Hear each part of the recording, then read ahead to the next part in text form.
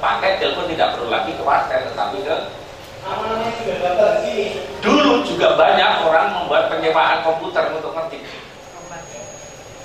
Sekarang dalam tempo tidak lebih 5 tahun saat itu, dengan munculnya ini, nggak ada lagi apa itu namanya persewaan ngetik.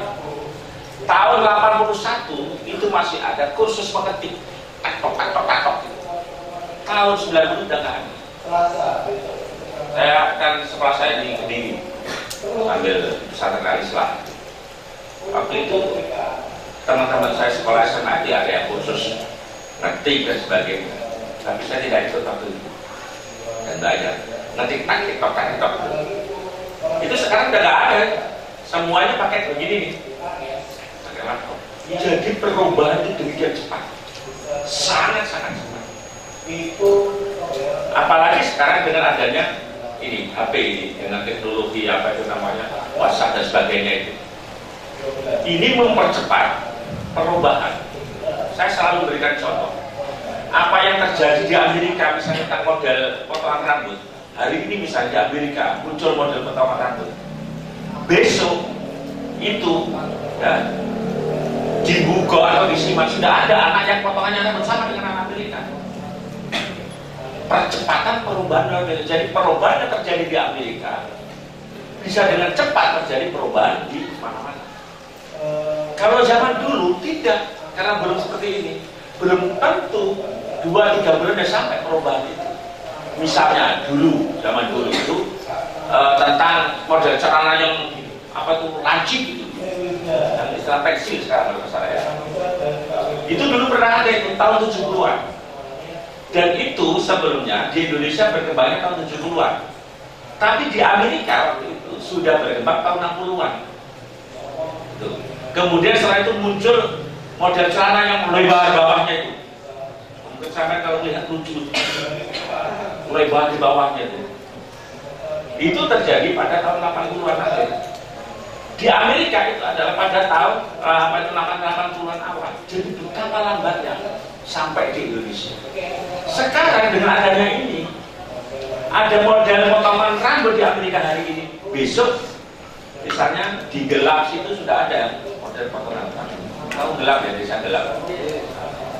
Artinya kecepatannya luar biasa. Secara teori itu namanya adalah jika dulu perubahan itu mengikuti deret hitung 1 tambah 2 sama dengan 3 dan 3 tambah 2 sama dengan 5, begitu kan? Deret hitung. Sekarang dengan adanya perkembangan teknologi ini, perubahan itu tidak lagi dengan deret hitung, tetapi mengikuti rumus deret ukur. Jadi bisa kecepatannya begini, perubahan-perubahan. Kecepatannya luar biasa. Ini teknologi luar biasa. Bahkan teknologi gila sekarang, teknologi sekarang. Misalnya sekarang, teknologi robot dalam rangka industri 4.0. Robot itu sudah dikembangkan. Besok itu ya, di Jepang sudah mulai ada itu. Jadi robot itu juga untuk masak. Jadi misalnya Mbak ini pulang dari kerja, duduk di rumah begini sudah tombolnya kerja, robot masak sendiri, bikin sayur asem di jalan itu. Ambil nomor sekian, cara apa itu namanya, jagung ini, asemnya sekian, bekerja sendiri. Robotnya. Jadi orang tidak perlu lagi dan semuanya robot.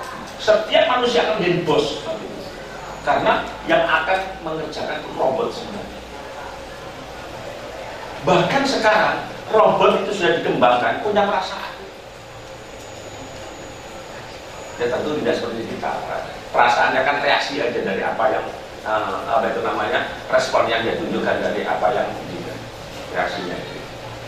Itu begitu itu.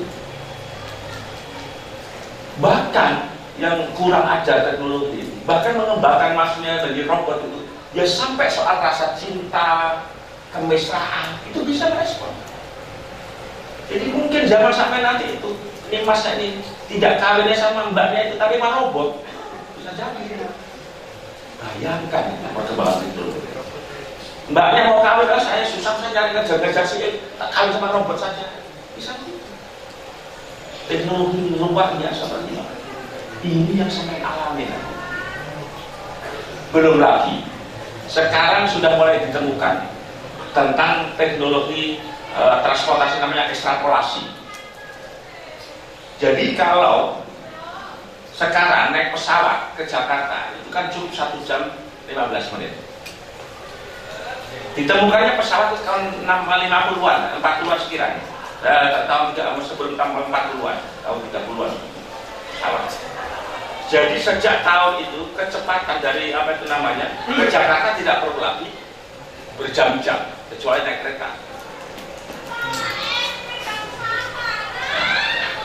Alat transportasi yang pertama ditemukan kan roda.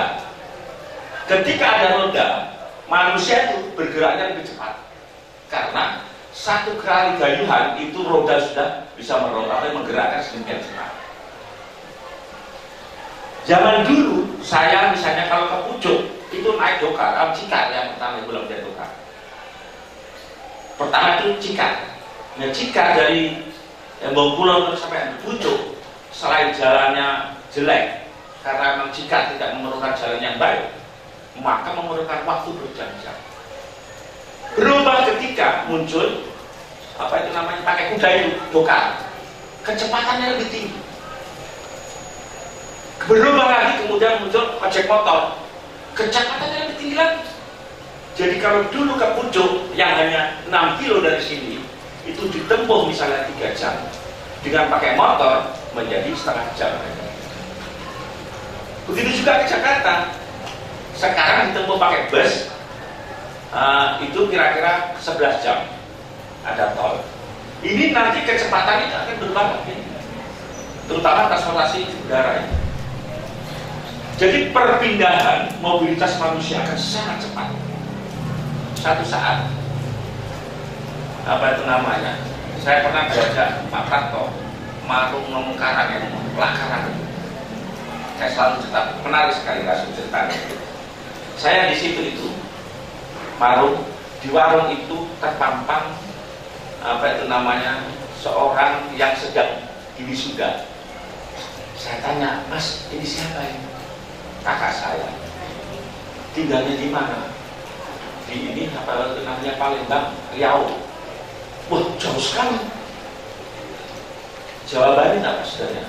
Ini bukan jauh, numpak pesawat orang jauh itu. Itu artinya adalah bahwa konsep tentang jarak itu berubah. Karena transportasi pesawat, masa konsep tentang jarak itu 2 jam, itu kan berdasarkan waktu kalau itu menjadi cepat dibandingkan konsep yang didasarkan basis geografi. Kalau jalan pakai mobil itu kan lebih, kalau aku mau berapa bending atau itu orang dino bis. Tapi karena konsepnya itu adalah waktu pakai pesawat, maka itu tidak. Kecepatan itu luar biasa. Jadi dengan perkembangan seperti itu, orang modern sekarang dengan mudah saja memahami tentang Isra Mi'raj misalnya. Kalau zaman Rasulullah, nggak kebayang itu Rasulullah sampai di Sidratul Muntaha itu hanya 1 malam. Itu pun mampir dulu ke Palestina, ya kan? Ke Baitul Maqdis. Nggak kebayang. Bagaimana itu?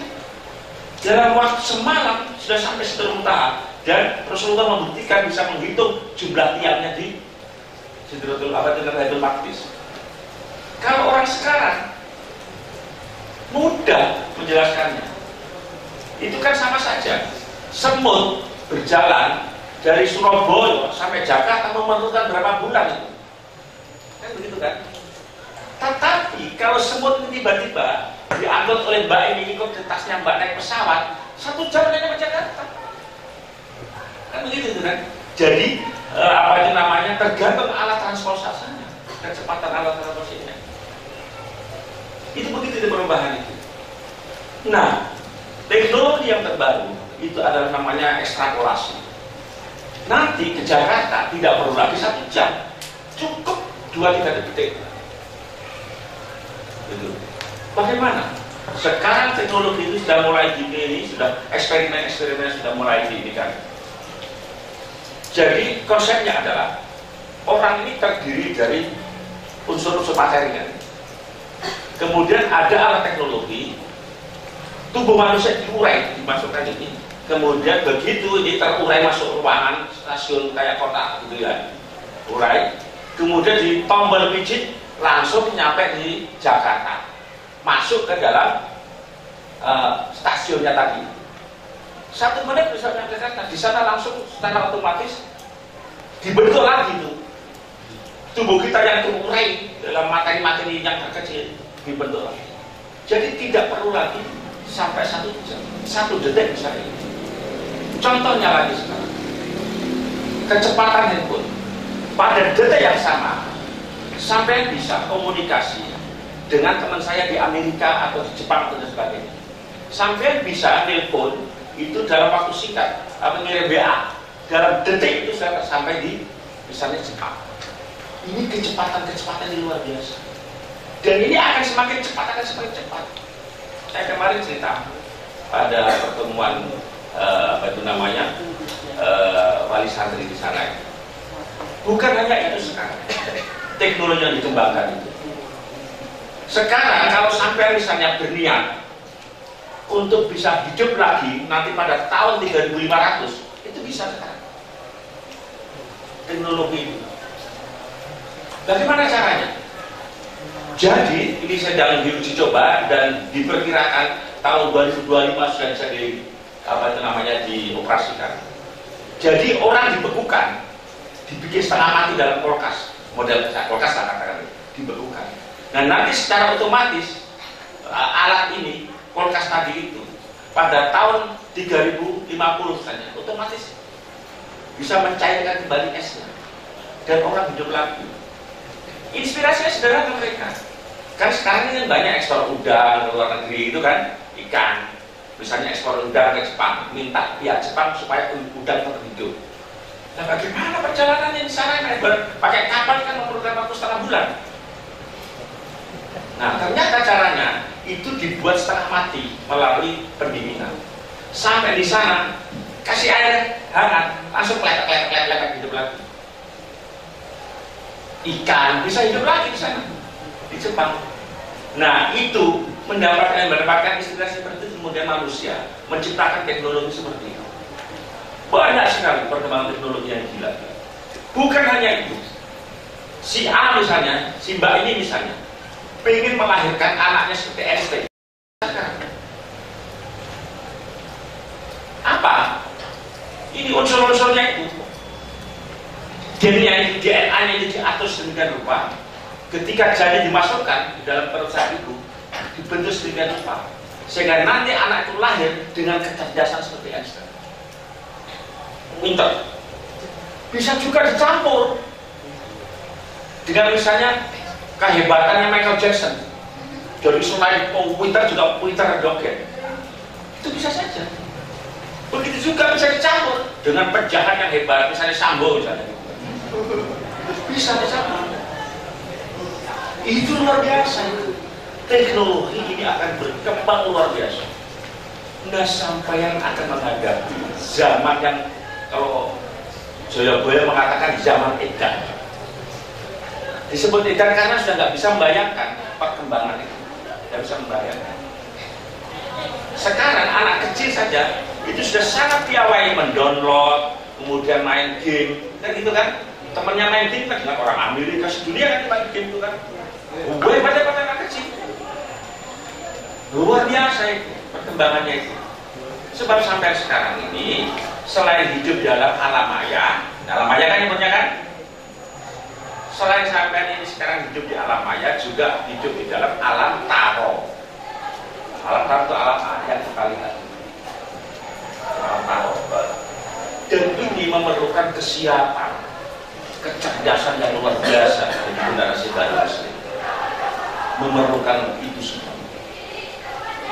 Nah, di dalam hal seperti itu, sampai pergaulannya sudah sangat global. Beda misalnya zaman saya itu dulu nggak kenal itu misalnya teman Lamongan aja nggak punya. Sampai sekarang melalui begini sudah bisa berteman bukan hanya di Lamongan, bukan hanya teman di Jakarta, misalnya apa itu namanya FB, Facebook, sampai bisa berteman dengan di mana saja orang. Kan begitu. Nah ini kemudian memerlukan tambahan baru beban sampai kemampuan bahasa. Kalau sampai sampean kemampuan bahasanya hanya bahasa Indonesia saja, teman sampean juga bahasa Indonesia tok kalau pakai ini. Tapi kalau sampean mempunyai kemampuan bahasa lain, teman sampean akan mendunia juga. Jadi generasi sekarang selain akan menghadapi sebuah dunia yang lain, harus memiliki kemampuan lebih dibandingkan generasi yang dulu. Generasi sampean itu harus menguasai bahasa internasional, nggak bisa tidak. Bahasa Arab dan bahasa Inggris minimum 2 itu. Nggak bisa tidak itu. Sebab di sini ini bahasa Inggris meskipun ada translate, kan ada itu di translate. Di kemudian hari akan nggak ada. Hanya melayani orang yang bukan mahasiswa yang translate. Yang mahasiswa tidak perlu ada translate, sudah langsung saja bahasa Inggris. Caranya melatih gampang tuh. Kalau sampai ingin seminta bahasa Inggris atau bahasa Arab. Jadi sering WA misalnya, meskipun belum pintar pakai bahasa Inggris. Keren kan? WA temannya, please come in misalnya seperti ini. Dilatih, meskipun 1-2 kata, itu caranya begitu melatih. Ya.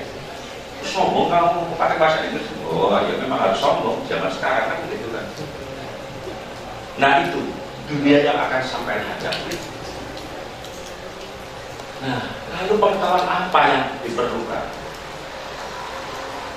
Saya itu selalu bilang pada mahasiswa baru, kitab suci itu ada 2, bukan 1 kitab suci. Yang satu namanya kitab suci subjektif, yang satu namanya kitab suci objektif. Kitab suci subjektif itu apa? Ya Al-Quran itu. Al-Quran itu. Kitab suci objektif itu ada alam jagat raya. Allah kan menyebut dalam Al-Quran ini ayat-ayat semua kan ini kan, bumi, langit dan sebagainya ayat-ayat. Kan begitu. Nah, 2 ilmu ini harus dikuasai. Alatnya beda. Kalau untuk menguasai kitab suci subjektif, itu alatnya harus bisa kitab kuning. Kan begitu. Nahwu sorof sebagai alat dasar. Tapi kalau apa itu namanya, termasuk bahasa di situ. Tapi kalau untuk memahami kitab suci objektif, ini kan saya sebut kitab suci karena ciptaan Allah suci semua. Untuk bisa memahami alam jagat raya itu, alat yang diperlukan adalah matematika. Karena itu di sini ada jurusan matematika. Tidak ada ilmu yang bisa membuka ilmu apa itu rahasia alam jagat raya tanpa matematika, nggak ada. Fisika ingin mengetahui tentang apa itu namanya gerakan, itu juga dihitung dengan matematika. Semuanya dengan matematika. Dan apa itu namanya perkembangan ke depan itu semuanya akan dikendalikan oleh HP. Dengan apa sih? Dengan algoritma. Jadi semua itu nanti akan bisa dirumuskan dalam bahasa algoritma itu di sini sehingga sampai bisa mengendalikan apa saja. Itu kitab suci subjektif juga algoritma itu. Jadi setiap ayat itu sebenarnya adalah mengandung rumusan-rumusan yang luar biasa. Saya selalu memberikan contoh misalnya. Sampai hari ini tidak ada satupun ulama yang bisa menafsirkan misalnya alif lam mim kaf ha ya ain shad.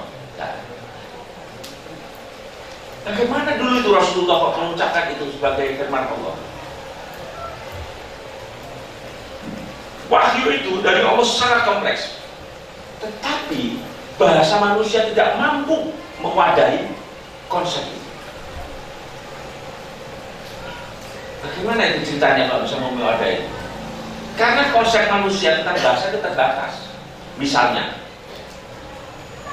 sapi, kata sapi itu adalah menunjuk kepada sapi yang gede atau sampai sapi yang kecil. Nah, bahasa yang terbaik itu adalah jika setiap objek itu memiliki setiap simbol itu diwakili satu kata. Sapi yang disebut sapi itu adalah sudah gede, yang disebut apa yang masih kecil namanya pedek. Kan itu bahasa yang terbaik itu. Nah, bahasa Arab itu sudah begitu itu. Begitu juga kambing, yang kecil namanya Cepe. Itu bahasa terbalik. Bahasa Indonesia semua dikatakan kambing, mau cilik mau gede.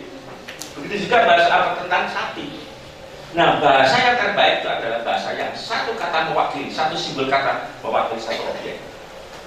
Nah, bahasa Arab yang sudah canggih seperti itu pun tidak mampu memuat kandungan wahyu karena sangat kompleksnya itu.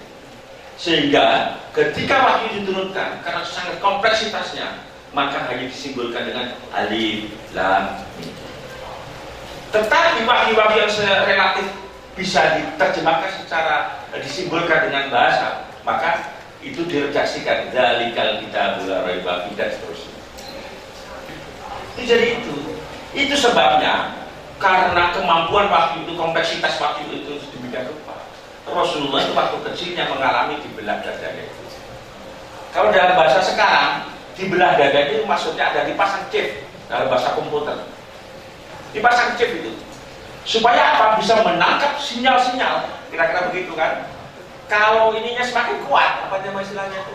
USB apa namanya itu ya? Itu kan semakin kuat menangkap sinyalnya semakin kuat, maka di sini semakin kecepatannya tinggi dan sebagainya. Jadi dibelah itu dalam bahasa teknologi sekarang, Rasulullah itu dipasang chip supaya apa? Mampu menangkap sinyal-sinyal. Kalau dalam bahasa komputer, wahyu itu yang mempunyai muatan kompleksitas yang luar biasa. Sehingga dengan demikian bisa diterjemahkan dalam bahasa manusia.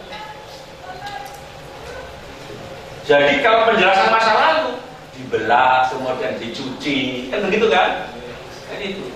Tapi kalau penjelasan masa sekarang kita tidak begitu. Dibelah itu adalah semacam dipasang semacam chip. Agar apa? Rohani Rasulullah mampu menangkap wahyu yang luar biasa itu. Begitu. Nah, itu adalah contoh. Nah, sampai yang akan menghadapi era teknologi yang luar biasa. Luar biasa. Seperti yang saya contohkan tadi. Dan itu juga akan mempengaruhi sistem hukum. Bayangkan sekarang, kalau ke Jakarta nanti itu hanya 1 detik sudah bisa sampai sana, atau sekarang naik pesawat hanya 1 jam sampai sana, itu bagaimana konsep menjamak atau mengkosor? Kan berubah semua itu. Apakah jamak dan kosor itu masih pakai konsep lama, jarak geografis 60 kilo, kan begitu kan? Nah sekarang 60 kilo itu bisa ditempuh hanya waktu misalnya 5 menit. Bagaimana itu konsepnya? Jamak. Jadi konsep jamak itu konsepnya jarak geografis atau jarak waktu. Kan jarak itu ada jarak waktu kan? Ada jarak waktu, kemudian ada jarak itu ada kecepatan cahaya, kan begitu kan? Jadi sampai semua nanti teman-teman sekitar itu juga menghadapi situasi seperti itu. Hukum akan berubah semuanya, pengertian-pengertian. Nih, nah ini saya belum masuk kepada integrasi Islam dan sains. Terus pegel sampai dulu.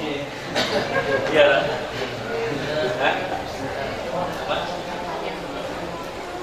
Ada tanya jawabnya ya? Atau sama nggak usah tanya, saya tak ngomong aja. Sebab ini belum masuk soal sains.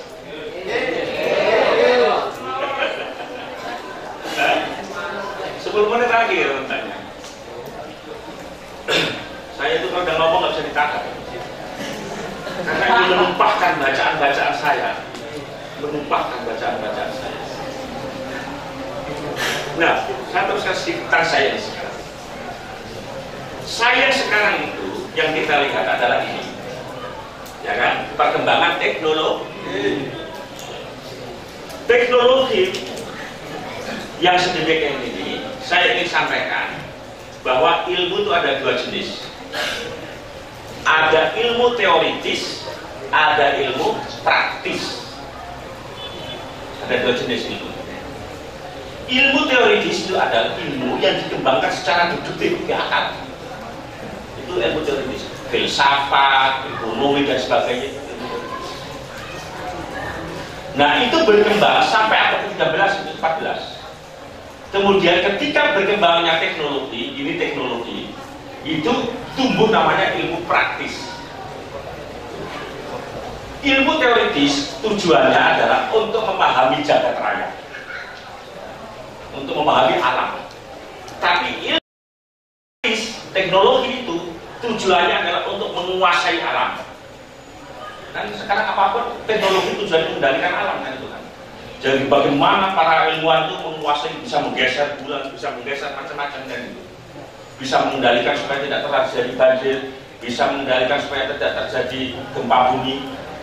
Itu ilmu praktis teknologi itu tujuannya adalah untuk menguasai alam. Sementara ilmu teoritis itu tujuannya adalah untuk memahami alam. Itu penting.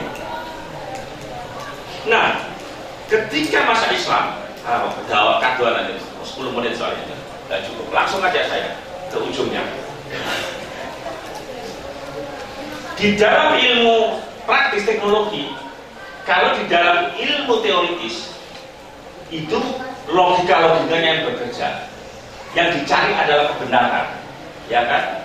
Misalnya matematika 2 ditambah 4 itu kan kebenaran. Di dalam ilmu-ilmu teoritis tidak ada asumsi kecuali ususnya kebenaran. Tapi di dalam ilmu-ilmu praktis yang teknologi tujuannya adalah bukan mencari kebenaran, mencapai untuk menciptakan kegunaan. Karena itu cara mereka misalnya ilmu kimia membangun persenyawaan senyawa itu disusun sedemikian rupa untuk menghasilkan gas. Itu kalau teknologi. Nah, sampai itu sekarang hidup di alam-alam teoritis. Bagaimana mengintegrasikan? Kenapa harus diintegrasikan sains dan agama itu? Sebab sejak abad pertengahan Eropa itu, ketika ilmu di Islam dibawa ke Eropa, dan kalau kita bicara sejarah kan ya, itu Islam kan sampai di Spanyol, ya kan? Sampai Spanyol. Di Spanyol itu sampai di Sisilia, apa di Sisilia ya? Sisilia kalau saya lupa. Itu di situ. Nah, ketika sampai di sana, itu ilmu yang berkembang dalam dunia Islam itu masih ada unsur Tuhannya. Ketika di Yunani dulu, kan dibawa Aristoteles kan, macam-macam itu. Ketika di Yunani, ketika dibawa ke dunia Arab, dunia Islam, itu ketika di Yunani ilmu itu isinya mitologi, pasti ada lapisan mitologinya, mitos-mitos dewa-dewa itu, dewa-dewa itu. Tapi ketika dibawa berkembang dunia Islam, dewa-dewa itu hilang di dalam ilmu. Jadi dulu misalnya Aristoteles itu masih mengatakan bahwa gerakan bintang itu didorong oleh dewa, bulan, gerakan bulan itu didorong oleh dewa. Ketika di dunia Islam ilmu itu unsur mitologinya hilang, diganti unsur rububiyah. Nah, ketika berkembang sedemikian rupa, sudah ketika cepat saja ini mestinya kuliahnya itu satu semester ini. Ketika dibawa barat, unsur rububiyahnya, unsur Tuhannya dihilangkan, hilang. Namanya gerakan sekularisasi ilmu, dihilangkan. Jadi unsur Tuhan di dalam ilmu itu dihilangkan. Akhirnya ada apa? Ilmu berkembang secara sekuler, tidak ada nilai. Sampai tadi itu mengakibatkan perkembangan teknologi, menciptakan robot yang bisa seperti manusia punya perasaan, menciptakan orang bisa hidup kembali lagi pada 3.500 tahun yang akan datang, dan seterusnya. Didorong oleh itu. Nah, ilmu yang berkembang itu didorong oleh nafsu semua itu. Nafsu manusia itu, nafsu untuk menguasai, didorong oleh itu semua. Sehingga unsur Tuhan disingkirkan. Akibatnya adalah apa? Akibatnya unsur etika di dalam ilmu itu hilang. Unsur etikanya. Akibatnya menciptakan senjata atau dipakai bom saja, tidak berpikir akibatnya. Begitu juga misalnya tadi menciptakan robot itu yang bisa seperti manusia, tidak dipikir akibatnya. Bayangkan kalau manusia tidak lagi mau menikah sesama jenis manusia karena dianggap repot, sering diomelin dan sebagainya. Itu nanti nggak ada keturunan kan sama robot, karena robot tidak mampu menciptakan keturunan. Akibatnya adalah umat yang disebut manusia akan habis karena nggak ada keturunan. Itu karena apa? Kehilangan unsur rububiyahnya, unsur ketuhanan. Ilmu disingkirkan dari Tuhan disingkirkan dari ilmu. Akibatnya adalah apa yang terjadi? Mereka tidak peduli soal narkoba, soal macam-macam hedonisme di mana-mana, nggak peduli seperti di peradaban Barat. Akibatnya seperti itu, sebab itu dianggap netral semua. Nah, kemudian akhir-akhir ini disadari bahwa ilmu tanpa ada Tuhan di dalamnya yang mengajarkan tentang etika, maka ilmu itu akan bisa menghancurkan manusia sendiri. Contohnya adalah apa? Bom atom di Nagasaki, Hiroshima. Jadi senjata diciptakan oleh sebuah ilmu, kemudian dipakai ngebom begitu saja tanpa menimbulkan mempertimbangkan soal kelangsungan etika, soal kelangsungan hidup manusia. Jadi ilmu kalau tanpa etika, tanpa ada unsur di dalamnya, ada unsur Tuhan, akan menghancurkan manusia itu sendiri. Misalnya teori ekonomi. Ilmu ekonomi ini tanpa memperhatikan pentingnya tentang kesejahteraan, kemaslahatan dan sebagainya yang diajarkan oleh agama, ya akan seperti yang kuat akan menghancurkan yang lemah, akan menghancurkan mereka sendiri, manusia itu sendiri. Jadi ilmu tanpa ada dibimbing oleh Tuhan, ketuhanan atau rububiyah, tanpa dibimbing oleh unsur itu, dia akan menghancurkan manusia.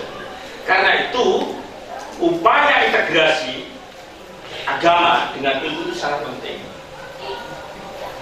sangat penting. Bagaimana caranya?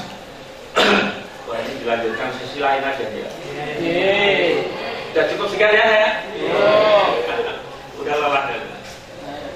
Emasnya ini ada yang saya kira mendengarkan dengan khusyuk. Oke, intinya adalah bahwa sebenarnya ini bahasan ini tidak cukup 1 jam 2 jam. Luar biasa sebenarnya isunya itu. Entah ini panitia memberikan tema terlalu dhuwur sebenarnya. Tetapi saya bisa mengurai sedemikian rupa bagaimana apa itu naladalisme dan sebagainya itu berpengaruh. Nah itu semua sampai bisa ngoceh seperti sebagainya saya ucapkan. Itu kuncinya satu, iqra, baca. Dan kunci iqra itu adalah bahasa. Minimum sampai semua harus mempelajari 2 bahasa, Inggris dan Arab. Kenapa 2 bahasa? Sebab 2 bahasa ini adalah bahasa yang mewakili pusat-pusat ilmu, sumber-sumber ilmu. Karena ilmu itu yang sekarang berkembang di Barat itu kan dari Islam, dari Yunani, kemudian dikembangkan dalam Islam, dan kita kenal kemudian Al-Khwarizmi, algoritma, dan itu kan nama penemunya kan Al-Khwarizmi. Bahasa ini di Barat kan menjadi algoritma. Itu kan Al-Khwarizmi penemu tentang matematika itu Al-Khwarizmi, banyak penemu-penemu itu. Nah karena itu sekarang adalah nanti jatuh tanpa saat ya kita ketemu lagi, saya akan presentasi lagi yang lebih ini karena mbaknya sudah harus mengakhiri ini, tapi saya belum sampai masuk pada topiknya. Nggak masalah ya, nggak masalah. Ini topiknya kan integrasi Islam dan saya belum sampai masuk ke sini, baru pengantar sebenarnya.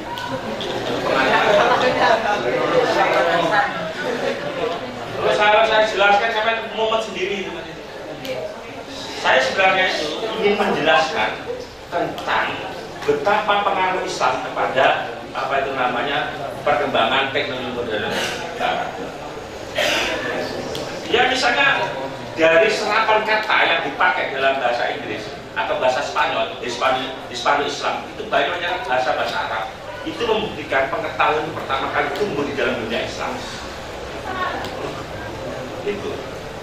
Misalnya sampai apa itu pemain bola Arsenal, itu dari kata apa? Itu kan di daerah Spanyol kan itu. Itu dulu dari kata Darsina. Nah karena orang Spanyol nggak bisa mengucapkan dia Arsenal, termasuk Al-Khwarizmi disebutnya algoritma disebutnya. Kata al itu begitu. Kerajaan Barat itu sebagiannya sebenarnya adalah banyak yang apa itu namanya keturunan dari kerajaan Spanyol Islam. Sampai kemarin kan beredar tuh meninggalnya si Ratu Elizabeth kan, kemudian melihat beredar berita sebuah media asing menyebutkan dengan berbagai penjelasan historiannya bahwa Raja Inggris itu adalah keturunan Rasulullah.